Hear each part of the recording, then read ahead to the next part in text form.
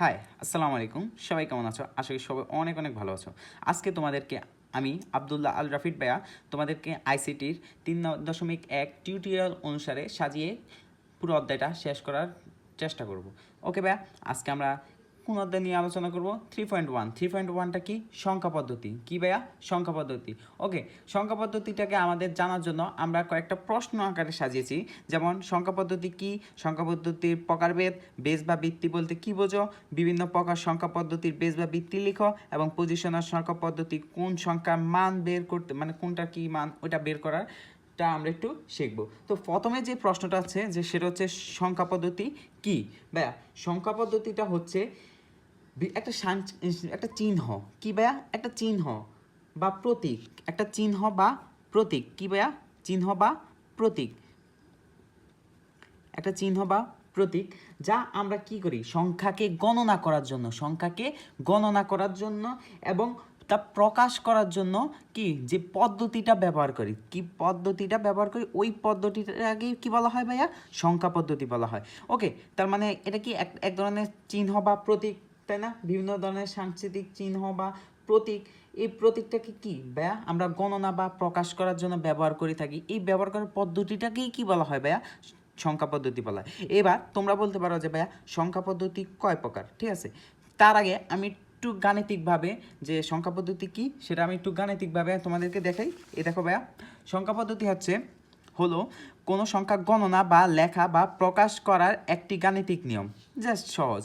কি সংখ্যা গণনা, লেখা এবং প্রকাশ করার একটি গাণিতিক নিয়ম। বিভিন্ন মানে চিহ্ন বা মৌলিক অঙ্ক ব্যবহার করে সংখ্যা তৈরি এবং হিসাব নিকাশ করার এই সুনির্দিষ্ট পদ্ধতিটাকে কি বলা হয় ভাইয়া? সংখ্যা পদ্ধতি বলা হয়।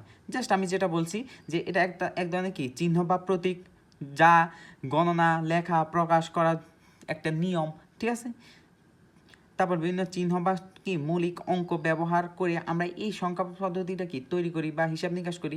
এর জন্য একটা কি প্রয়োজন বা একটা সুনির্দিষ্ট নিয়ম প্রয়োজন, সুনির্দিষ্ট পদ্ধতি প্রয়োজন। এই পদ্ধতিটাকে কি বলা হয় বা কি সংখ্যা পদ্ধতি বলা হয়। এবার তোমাদের দ্বিতীয় প্রশ্ন যেটা রয়েছে সেটা হচ্ছে সংখ্যা পদ্ধতির প্রকারভেদ। এবার আমরা একটু দেখবো সংখ্যা পদ্ধতির প্রকারভেদ। সংখ্যা পদ্ধতির প্রকারভেদে প্রথমেই আমরা যদি দুইটা ভাগে ভাগ করা যায়, কয় ভাগে ভাগ করা যায়? প্রধানত দুই ভাগে ভাগ করা যায়। কয় ভাগে? দুই ভাগে। এবার কি কি ভাগে ভাগ করানো যায়? একটা হচ্ছে ভাইয়া পজিশনাল বা অবস্থানগত সংখ্যা পদ্ধতি।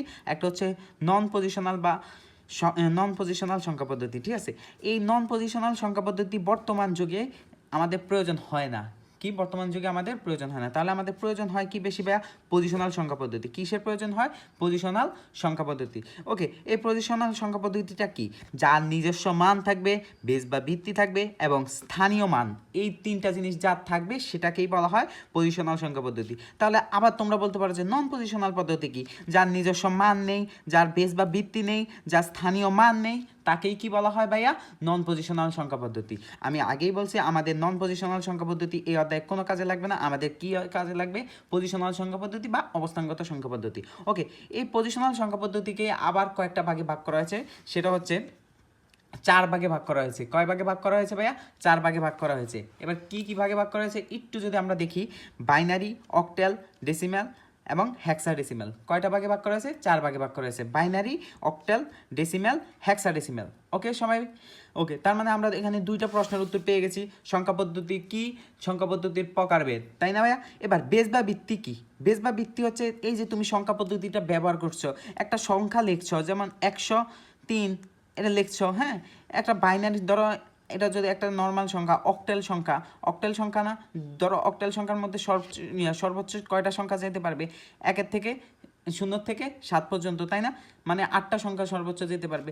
0 থেকে 7 পর্যন্ত 8টা। এই 8টা সংখ্যাকেই বলা হয় কি ভাইয়া? এই 8টাকেই বলা হয় বেস বা ভিত্তি। মানে তুমি একটা সংখ্যা পদ্ধতি প্রকাশ করতে যে যতগুলো সংখ্যা প্রয়োজন, যেমন আমরা সাধারণ যেটা ব্যবহার করি সেটা হচ্ছে ডেসিমেল সংখ্যা। ডেসিমেল সংখ্যা আমরা কত থেকে? 0 থেকে 9 পর্যন্ত ব্যবহার করি না? এখানে কয়টা সংখ্যা আছে? এখানে 10টা সংখ্যা আছে। এই 10টা সংখ্যাকে কি বলা হয় ভাইয়া? বেস বা ভিত্তি বলা হয়। আশা করি সবাই একটু বুঝছো। ওকে ভাইয়া, তাহলে আমরা 3 নম্বর প্রশ্নের উত্তরও পেয়ে গেছি। বেস বা ভিত্তি কি? বেস বা ভিত্তি হচ্ছে যে আমরা একটা সংখ্যা পদ্ধতি ইউজ করবো, ওই পদ্ধতির মধ্যে কয়টা অঙ্ক থাকবে বা কয়টা প্রতীক থাকবে ওইটাকেই কি বলা হয় ভাইয়া? বেস বা ভিত্তি বলা হয়। তাহলে আমরা প্রথম 3টা প্রশ্নের উত্তর পেয়ে গেছি। এবার 4 নম্বর প্রশ্নটা যদি আমি দেখি, বিভিন্ন প্রকার সংখ্যা পদ্ধতির বেস বা ভিত্তি লিখো। এবার কোন সংখ্যা পদ্ধতির বেস কয়টা হবে? আমরা জানি সংখ্যা পদ্ধতি এখানে আমরা কয়টা পেয়েছি, পজিশনাল সংখ্যা পদ্ধতি আর নন পজিশনাল সংখ্যা পদ্ধতি। নন পজিশনাল সংখ্যা পদ্ধতিকে আবার 4 ভাগে ভাগ করা হয়েছে, বাইনারি, অক্টাল, ডেসিমেল, হেক্সাডেসিমেল। এবার বাইনারিতে কয়টা তোমার বেস বা ভিত্তি আছে, অক্টালে কয়টা বেস বা ভিত্তি আছে, ডেসিমেলে কয়টা বেস বা ভিত্তি আছে, আর হেক্সাডেসিমেলে কয়টা বেস বা ভিত্তি আছে, ওই জিনিসটাই আমরা এখন পরের পৃষ্ঠাতে দেখব। ওকে ভাইয়া, এখানে যদি আমি দেখি, ফার্স্টে আমি লিখে রেখেছি সংখ্যা পদ্ধতি। এখন সংখ্যা পদ্ধতি আমি দেখেছি যে পজিশনাল সংখ্যা পদ্ধতিতে কয়টা আছে, 4টা। যে প্রথমে কি রয়েছে ভাইয়া, বাইনারি। কি রয়েছে ভাইয়া, বাইনারি। এবার ভাইয়ের প্রশ্ন হচ্ছে ভাইয়া, বাইনারির মধ্যে বেস কয়টা? আগে বেস দেখার আগে আমরা আগে দেখবো বাইনারির মধ্যে প্রতীক কয়টা বা সংখ্যা কয়টা বা চিহ্ন কয়টা।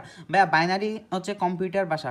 বাইনারি কার ভাষা ভাইয়া, কম্পিউটার ভাষা। আমরা জানি কম্পিউটার ভাষা কি, 0 এবং 1। কি ভাইয়া, 0 এবং 1। তার মানে ভাইয়া এখানে কয়টা অঙ্ক আছে তুমি দেখো, 1টা 2টা। আমরা যদি প্রতীক কয়টা ওটা যদি জানতে পারি তাহলে আমরা বেস বা ভিত্তি খুব সহজে জেনে যাবো। তাহলে এখানে প্রতীক কয়টা আছে ভাইয়া, 2টা, 1 0 এবং 1। 0 এবং 1 কয়টা প্রতীক, 2টা প্রতীক। তার মানে এখানে বেস বা ভিত্তি কত হবে ভাইয়া, 2। বেস বা ভিত্তি কত হবে, 2। যে উদাহরণ যদি আমি একটা দেই, যেখানে আমি বলছি কি প্রতীক শুধু 0 এবং 1 হবে এমন একটা সংখ্যা লইতে হবে। যেমন আমি যদি ধরি 1 0 0 1 1, এই জিনিসটা কিন্তু একটা বাইনারি সংখ্যা। বাইনারি সংখ্যাতে আবার লাস্টে এই বেস দিতে হবে কত, 2। কিন্তু ভাইয়া আমি যদি এখানে যদি লিখতাম 1 0 2 1, এরকম যদি কিছু একটা লিখি আবার যদি এখানে বেস দিতাম 2, তাহলে সেটা কিন্তু ভাইয়া হতো না। সেটা কি ভাইয়া, হতো না। তাহলে কি হতো ভাইয়া, আমাদের এমন একটা সংখ্যা নিতে হবে যেখানে কি শুধু 0 এবং 1 থাকে। এমন সংখ্যা কি বলবো আমরা, এর যদি বেস থাকে, বেস বা ভিত্তিতে দেওয়া থাকে, তাহলে ওটা কি বাইনারি সংখ্যা। এবার বাইনারি পরে যদি আমরা দেখি অক্টেল যদি দেখি, বাইনারি পরে আমরা অক্টেল দেখব, অক্টাল। বাইনারির পরে আমরা অক্টাল দেখব। অক্টালের বেস বা ভিত্তি কত সেটা দেখার আগে আমরা অক্টালে কি আছে, অক্টাল মানে কি ভাইয়া, 8। অক্টাল মানে 8 না ভাইয়া, অক্টাল মানে কত ভাইয়া, 8, তাই না? অক্টাল 8। তাহলে এখানে তুমি বুঝে যাবা যে এখানে কয়টা সংখ্যা হবে, 8টা সংখ্যা হবে। কি কি, 0 থেকে শুরু করবা, 0 1 2 3 4 5 6 7। দেখো এরপরে কোনো কি কয়টা সংখ্যা হয়েছে এখানে একটু দেখো তো, 0 1 2 3 4 5 6 7। তার মানে এখানে কয়টা সংখ্যা হয়েছে দেখো, 7টা 8টা, 1 2 3 4 5 6 7 8। তার মানে এখানে 0 থেকে 7 পর্যন্ত হবে। কত থেকে কত পর্যন্ত হবে ভাইয়া, এর প্রতীক হচ্ছে 0 থেকে 7 পর্যন্ত। তার মানে এখানে 0 থেকে 7 পর্যন্ত কয়টা সংখ্যা ভাইয়া, 8টা সংখ্যা না ভাইয়া, কয়টা সংখ্যা ভাইয়া, 8টা সংখ্যা। তার মানে এর বেস বা ভিত্তি কত হবে ভাইয়া, 8 হবে। কত হবে, 8 হবে। আর উদাহরণ যদি আমি দেই, যে এমন একটা উদাহরণ দেবো যেটা 7-এর বেশি হবে না, যেটা 7-এর বেশি হবে না, এমন একটা উদাহরণ দিতে হবে যে 7-এর বেশি যাতে না হয়। ঠিক আছে, যেমন আমি যদি দেই 1 2 3 4 7, এটা কি হবে ভাইয়া, হ্যাঁ এটা হবে, কারণ এটা 7-এর বেশি হয়নি। ওকে, আবার যদি আমি এখানে লিখি 1 9 6, এটা যদি লিখি, এটা কিন্তু ভাইয়া অক্টাল হচ্ছে না। কারণ ভাইয়া এখানে 9 কিন্তু অক্টাল সংখ্যার মধ্যে, প্রতীকের মধ্যে দেখো 9 কি আছে, না ভাইয়া নাই। এখন আমরা কি দেখব, এখন আমরা দেখব ডেসিমেল।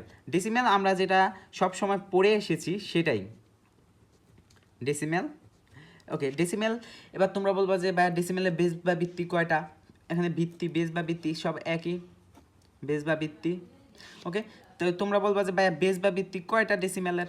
ভাইয়া আগে আমাদের দেখতে হবে কি ডেসিমেলের কয়টা প্রতীক। আমরা জানি ছোটোবেলা থেকে পড়ে এসেছি যে 0 থেকে 9, এই 10টাকে কি বলা হয়, ডেসিমেল। মানে এই 10টাই হচ্ছে কি আমাদের দৈনন্দিন জীবনে যেটা আমরা ইউজ করি, ঠিক আছে, ওই ওই প্রতীকগুলো। ঠিক আছে, এই প্রতীকগুলোকে কি বলা হবে, ডেসিমেল বলা হয়।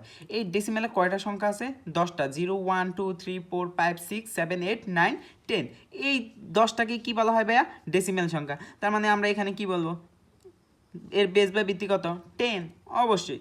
এবার তুমি উদাহরণ যদি দাও, তুমি 9 6 7, যেই উদাহরণ দাও তোমার কি হয়ে যাবে, এটা কি ডেসিমেল সংখ্যা হয়ে যাবে। ওকে, তুমি যে এরকম ইয়াতে দাও, এটা কি ডেসিমেল হয়ে যাবে। যেমন আমি যদি 1 0 2 1, এটাও দেই, এটাও কি হয়ে যাবে ভাইয়া ডেসিমেল হবে। আমি যদি 1 0 1 এখানে যদি বেস লাগাই দিই 10, তাও এটা কি হবে ভাইয়া ডেসিমেল হবে। ঠিক আছে, আবার অনেকে বলবো যে এটা বাইনারি, না ভাই এখানে বেস বা ভিত্তি কিন্তু কি দেওয়া নাই, 2 দেওয়া নাই। 2 দেওয়া থাকলে বেস বা ভিত্তি যদি 2 থাকতো তাহলে সেটা হতো কি বাইনারি।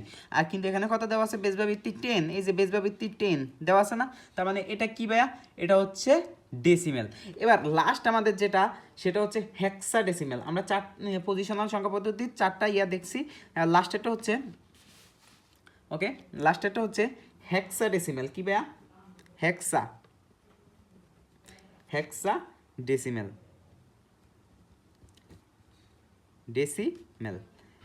এবার বলবা যে ভাইয়া হেক্সাডেসিমেলের বেস বা ভিত্তি কয়টা, হেক্সাডেসিমেলের এই যে হেক্সাডেসিমেলের বেস বা ভিত্তি কয়টা এটা বলতে পারো। তো ভাইয়া আমরা হেক্সাডেসিমেল প্রতীকগুলোকে দেখি না, প্রতীকগুলো যদি দেখি তাহলে আমরা বুঝে যাব কি হেক্সাডেসিমেলের কয়টা বেস বা ভিত্তি রয়েছে। ওকে, প্রতীকগুলো আমরা যদি দেখি 0 থেকে 9 পর্যন্ত অবশ্যই আছে, 0 থেকে 9 পর্যন্ত এর প্রতীকগুলো থাকবে। তারপর 0 পরের থেকে মানে 9-এর পরের থেকে 10 না লেখে, এটা এখানে 10 না লেখে লেখে এ, 10 না লেখে লেখে এ, 11 না লেখে লেখে বি, 12 না লেখে লেখে সি, 13 না লেখে লেখে ডি, 14 না লেখে লেখে ই, এবং 15 না লেখে লিখবে এফ। তার মানে প্রথমে কয়টা আছে, 0 থেকে 9, 0 থেকে 9 পর্যন্ত, 0 থেকে ভাইয়া 9 পর্যন্ত, কত থেকে 0 থেকে 9 পর্যন্ত, এবং 10 11 12 13 14 15, কিন্তু এগুলিকে 10 11 12 13 14 দিয়ে প্রকাশ করবে না, প্রকাশ করবে কি দিয়ে ভাইয়া, A B C D E F. ঠিক আছে, তার মানে এখানে কয়টা, 10টা, আর এখানে কয়টা ভাইয়া 6টা, মোট কত হচ্ছে 16টা। এই 16টা অঙ্ক মিলিয়ে হবে কি ভাইয়া ডেসিমেল। তার মানে ডেসিমেলের বেস বা ভিত্তি কয়টা ভাইয়া 16টা, কয়টা 16টা, তাই না? এবার তোমরা যদি বলো যে ভাইয়া উদাহরণ দেন ভাইয়া, তাহলে ভাইয়া উদাহরণ তো একদম সহজ ভাইয়া। তুমি এমন একটা সংখ্যা নেবে, তুমি যে এখন ধরেন লিখলাম 1 a f, এখানে যদি আমি বেস ভিত্তিতে যদি 16, তখন কি হবে ভাইয়া, এই জিনিসটাই কি হয়ে যাবে আমাদের, এটাই হচ্ছে কি আমাদের হেক্সাডেসিমেল। এখন তুমি বলবা যে ভাইয়া আমি যদি 101 দেই, হ্যাঁ এটা তো বাইনারি, কিন্তু আমি যদি এখানে বেস বা ভিত্তি কত দিয়ে দিই ভাইয়া 16 দিয়ে দিই, তাহলে এটাও কি ভাইয়া গ্রহণযোগ্য হবে কিসে, হেক্সাডেসিমেলে, তাই না ভাইয়া? তার মানে আমরা প্রতীক সংখ্যা পদ্ধতির বেস বা ভিত্তি সম্পর্কে ধারণা পেয়ে গেছি। তার মানে আমাদের প্রশ্ন নাম্বার 4টাও কমপ্লিট। এবার 5 নম্বর প্রশ্নের মধ্যে আমরা দেখেছি যে পজিশনাল সংখ্যা পদ্ধতি কোন সংখ্যার মান, আমরা 4 নম্বর প্রশ্নটা দেখেছি যে সংখ্যা পদ্ধতির বেস বা ভিত্তি লেখো, আমরা বেস বা ভিত্তি লিখেছি। এবার পজিশনাল সংখ্যা পদ্ধতি কোন সংখ্যার মান বের করতে কি কি দরকার, আমরা এই মুহূর্তে দেখলাম যে পজিশনাল সংখ্যা পদ্ধতির মান নির্ণয় করতে আমরা একটু আগে দেখে ফেলেছি। এটা কিন্তু অনেক ইম্পর্টেন্ট, 5 স্টার ইম্পর্টেন্ট একটা কোশ্চেন, যেটা তোমার বিভিন্ন বোর্ড কোশ্চেনে খতে আসার সম্ভাবনায় তোমার 99%। ঠিক আছে ভাইয়া? এবার তাহলে এই প্রশ্নটা খতে আসে যে পজিশনাল সংখ্যা পদ্ধতি কোনো সংখ্যার মান বের করতে কি কি দরকার হয়, তখন ভাই আমি একটু আগেই তোমাদেরকে যখন পজিশনাল সংখ্যা পদ্ধতি পড়েছি তখন লিখে দিয়েছি যে তার একটা নিজস্ব মানের প্রয়োজন আছে, তার একটা নিজস্ব মানের প্রয়োজন, বেস বা ভিত্তির প্রয়োজন, এবং তার একটা স্থানীয় মান থাকা দরকার, তবেই সেটা কি হবে, পজিশনাল সংখ্যা পদ্ধতি হবে। তো আজকের ক্লাসটা এই পর্যন্তই, দেখা হবে আগামী কোনো ভিডিওতে। তো আল্লাহ হাফেজ।